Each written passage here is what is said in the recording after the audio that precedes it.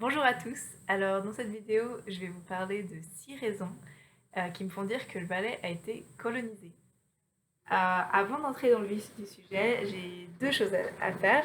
La première, c'est que j'aimerais remercier toutes les personnes qui m'ont envoyé des messages privés ou qui ont laissé des commentaires sous la toute première vidéo que j'ai faite qui s'appelle l'Australie, alors comment. Et la deuxième chose que j'aimerais faire, c'est juste vous dire un peu comment j'en suis arrivée à me poser ces questions sur le Valais et sur le fait qu'il soit ou non colonisé. Alors, comme vous le savez ou pas, moi ça fait 6 ans que j'habite dans la colonie Australie. Et pendant ces 6 dernières années, j'ai appris beaucoup de choses, notamment de la part des aborigènes. Vous pouvez aller voir d'ailleurs la toute première vidéo que j'ai faite à ce sujet dans la barre de description. Et un des trucs qui est répété assez régulièrement par les anciens aborigènes, donc qui sont reconnus comme guides dans la communauté, quand ils s'adressent aux alliés, donc aux personnes comme moi qui souhaitent être là en solidarité et en soutien, c'est l'invitation à nous demander d'où on vient, qu'est-ce qu'on fait là, qui on est. Donc comme je l'ai développé dans ma précédente vidéo, un de mes apprentissages principaux par rapport à l'Australie, c'est que c'est une colonie et également certains des effets pratiques que être une colonie occupée, ça a sur la population locale et la population indigène en particulier. Et en fait, du coup, en apprenant sur ces choses-là, je me suis petit à petit rendu compte que il y avait des choses qu'on avait en commun en Valais, en Suisse, avec les aborigènes d'Australie. Alors, sans plus attendre, voilà 6 raisons qui me font dire que le Valais a été colonisé. La première, c'est la perte de notre langue. En discutant avec ma grand-maman, qui a 95 ans, j'ai découvert quelque chose dont je me rendais pas vraiment compte, mais c'est que en fait, nous, on avait une autre langue avant le français. Elle, quand elle était jeune, elle parlait pas du tout français à la maison. Et d'ailleurs, elle me racontait que quand elle a rencontré mon grand-papa, elle était très impressionnée parce que dans leur maison, ils parlaient français, puisque le papa de mon grand-papa était instituteur, ce qui avait l'air très très prestigieux quand elle en parle. Donc, le français, en fait, il y a 2 générations, c'était une langue impressionnante, une langue d'érudits, qu'on apprend à l'école. Et aujourd'hui, moi, je connais peut-être 2 ou 3 mots en patois à tout casser. Donc, en 2 générations, on est passé d'une langue parlée à la maison tous les jours et du français qui est vu comme une langue euh, étrangère, en fait, presque, à considérer le français comme notre langue maternelle. Et moi, je pense que je me rappelle avoir beaucoup de fierté à bien parler français, à bien écrire français, à lire et à avoir un vocabulaire, mais toujours avec la sensation d'être un peu moins qualifié qu'un Français de France. Je pense qu'on a un complexe d'infériorité un peu parce qu'on ne parle pas français avec un vocabulaire et une grammaire aussi élaborés que dans certaines régions de France, notamment Paris. Et j'ai réalisé, d'ailleurs, il n'y a pas très longtemps, que l'accent qu'on a en Valais, c'est que ça vient du patois, c'est la manière patoisane de prononcer le français. Donc, première chose qu'on a en commun avec les aborigènes, c'est que notre langue, elle a plus ou moins disparu. Aujourd'hui, on a des linguistes qui la documentent, qui en font des dictionnaires, qui enregistrent les patoisans. Tout comme on a des linguistes en Australie qui vont voir les différentes populations aborigènes et qui documentent leur langue, qui en font des dictionnaires. Et moi, je trouve que c'est une perte assez dramatique en fait d'avoir perdu notre langue parce que ça nous connecte quand même à tout un tas de choses, une vision du monde, une langue c'est une vision du monde. La deuxième chose qui me fait dire que le Valais a été colonisé, c'est la perte de notre histoire. Donc je sais pas pour vous, mais moi il a fallu que j'attende la 5e année du collège, et je sais bien qu'il n'y a pas tout le monde qui va au collège, pour qu'on m'apprenne l'histoire suisse. Avant ça, j'ai appris l'histoire de la France médiévale, de la France des Lumières, de la France moderne. Ouais, donc la Suisse, il a fallu attendre la dernière année du collège pour qu'un prof en particulier ait décidé qu'il voulait nous apprendre l'histoire suisse et que finalement on a appris des trucs sur l'histoire suisse. Mais par contre, je peux vous dire ouais, le Languedoc, je peux vous dire le Roussillon, je peux vous dire qu'en France, il y avait la langue d'Oc et la langue d'Oil. Je peux vous parler de l'Académie française, je peux vous parler de Napoléon, de la Révolution. C'est pas bizarre? Ça vous fait pas bizarre? Moi, je me suis toujours dit que c'était vraiment trop bizarre qu'on n'apprenne pas notre histoire. Mais en fait, avec la perspective de la colonisation, ça fait beaucoup plus de sens. En fait, l'ironie, c'est qu'en préparant cette vidéo, je suis allée sur Wikipédia pour justement me rafraîchir la mémoire par rapport à l'histoire de la Suisse que j'avais appris donc en 5e année du collège, ce qui fait il y a plus de 10 ans. Et j'ai redécouvert que la Suisse a été envahie 2 fois. La Suisse a été envahie pour la première fois en 1792 et la deuxième fois en 1798. L'Australie a été donc envahie en 1788. Donc la Suisse a été envahie par l'Empire français après que l'Australie ait été envahie par l'Empire britannique. Le Valais a été occupé par les Français en 1801 parce que Napoléon voulait avoir l'accès à l'Italie. Donc c'est tout comme en Australie, c'est pour avoir l'accès à la terre et aux ressources du terrain. Le Valais a ensuite été donné un statut officiel indépendant, mais en 1810, l'Empire français fait du Valais le département du Simplon, et c'est en 1813 que le Valais est de nouveau indépendant. Est-ce que vous le saviez qu'on avait été envahi par les Français? Parce que moi, ça fait des années et des années que j'essaie de comprendre pourquoi est-ce qu'on déteste les Français. Alors, pour mes amis français, je vous adore, mais qu'on se le dise, les Valaisans n'aiment pas les Français.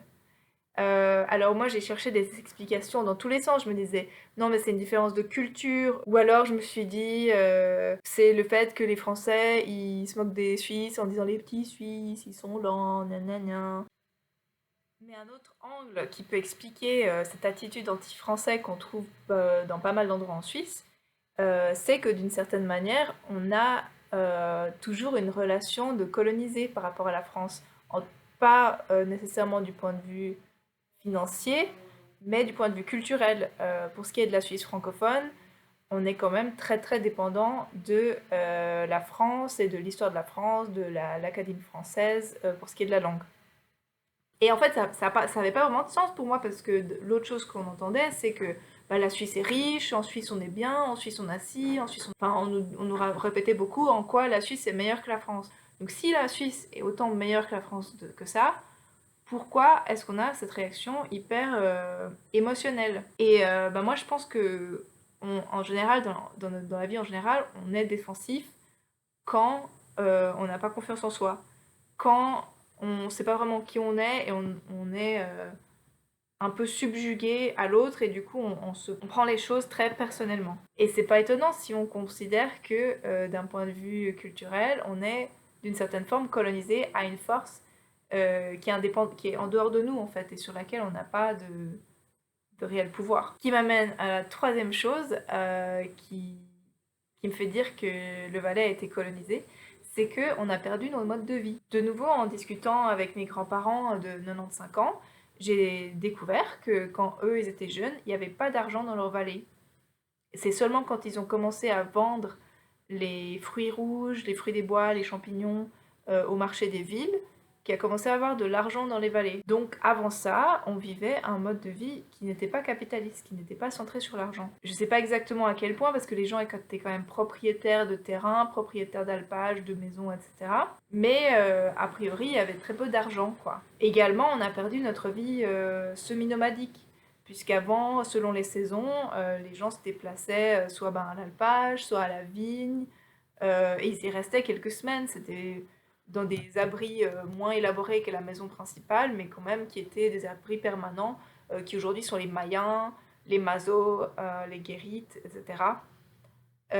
Et qu'on transforme petit à petit en chalets de luxe. D'ailleurs, la quatrième chose qu'on a en commun avec les aborigènes, c'est que la modification de notre mode de vie a un effet sur nos paysages. Donc en Australie, avant la colonisation, disons quand les premiers explorateurs sont arrivés ici sur le continent, ils ont fait des tableaux, ils ont décrit les paysages. Et ce qu'ils décrivaient, c'est que la nature ressemblait à un jardin géant. Donc si on pense le jardin d'une grande propriété en Angleterre, où ils allaient faire de la chasse, etc., où tout était entretenu d'une certaine manière.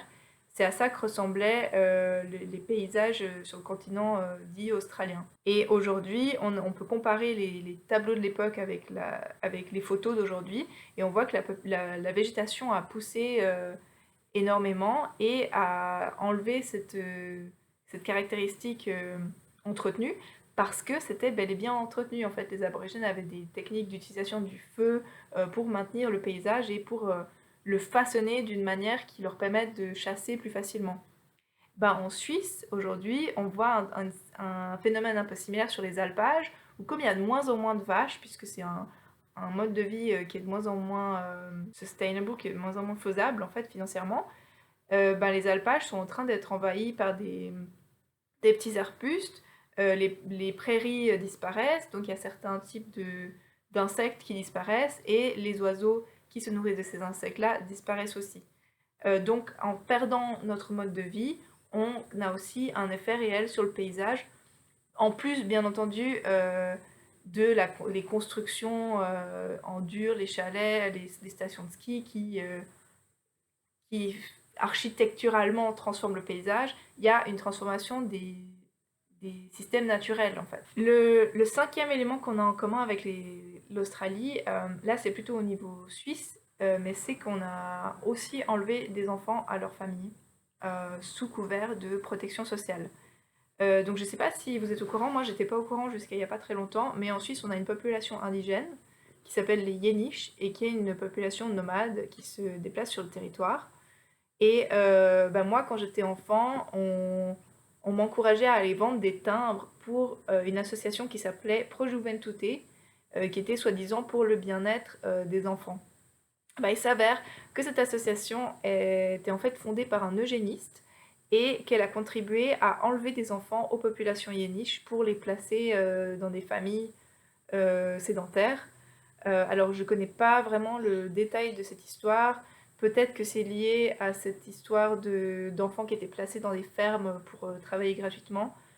Je suis pas tout à fait au courant, donc si vous avez des informations, partagez-les-moi, ça me ferait plaisir. Mais donc de manière très très récente, dans ma vie, j'ai contribué à un système qui enlevait les enfants aux familles indigènes. Alors là, je vais faire une petite parenthèse parce que je crois que quand on dit ah ouais, le, le service social a enlevé les enfants à cette famille, tout de suite on se dit ouais, la famille elle devait être pas top. Mais il faut juste qu'on se pose une question. Si on veut aider les enfants qui sont dans une famille qui galère peut-être à les nourrir ou à les faire aller à l'école, qu'est-ce qui marche mieux? Enlever l'enfant ou donner des ressources à la famille pour qu'elle puisse avoir suffisamment de nourriture pour nourrir ses enfants et suffisamment de temps et de ressources pour que les enfants puissent suivre un système scolaire? Et donc, quand je dis que le système social a enlevé des enfants à leur famille, ça ne veut pas dire que la famille en soi était problématique. C'est peut-être que le système social a interprété leur mode de vie comme étant trop différent de la norme et en a de ce fait décidé d'enlever les enfants à cette famille. Donc la sixième et dernière raison à laquelle je peux penser et dont j'ai envie de parler dans cette vidéo, c'est ce que je vais appeler la secrétisation des savoirs de guérison traditionnels. Et quand je dis secrétisation, en fait je fais référence au secret ou au don. J'imagine que si vous êtes suisse, vous voyez de quoi je parle, mais c'est donc des personnes qui ont des capacités de soigner à distance, ou en tout cas qu'on appelle quand on a différents maux, que ce soit des brûlures, que ce soit de l'eczéma, des verrues, différents mots, où on appelle en fait cette personne et elle fait une forme de prière qui est censée ou qui aide à la guérison de la personne qui a appelé. Il y a maintenant des recueils qui existent de ces différentes personnes qui sont présentes dans toute la Suisse, mais aussi également en Valais. J'ai entendu dire que les hôpitaux, les services des grands brûlés avaient eux aussi les listes des personnes qui aident avec les brûlures et les donner à leurs patients. Donc il y a tout un système de savoir traditionnel et de savoir de guérison qui existe en Suisse, mais qui se transmet avec le bouche à oreille. Et c'est également le cas pour les aborigènes. Il y a des guérisseurs aborigènes qui ont des méthodes très différentes de la médecine occidentale qui existent et qui continuent à pratiquer leur savoir, mais voilà, qui ne sont pas forcément valorisés. Donc là, c'est peut-être plus au christianisme qu'on a le droit à avoir cette secrétisation de ces savoirs-là, puisqu'il y a eu pas mal de chasse aux sorcières en Valais, et donc ben, tous ces savoirs traditionnels de guérison sont petit à petit devenus secrets. Et donc un récapitulatif des 6 raisons qui me font penser que le Valais a été colonisé: la perte de notre langue, la perte de notre histoire, la perte de notre mode de vie, les effets sur le paysage, le vol des enfants yéniches et la secrétisation des modes de guérison traditionnels. Voilà, donc si vous êtes encore là, merci beaucoup d'avoir écouté ma vidéo jusqu'au bout. Je vous encourage encore une fois à me laisser des commentaires avec vos réactions, à vous abonner à ma chaîne, à partager cette vidéo et j'espère vous revoir très bientôt. Ciao!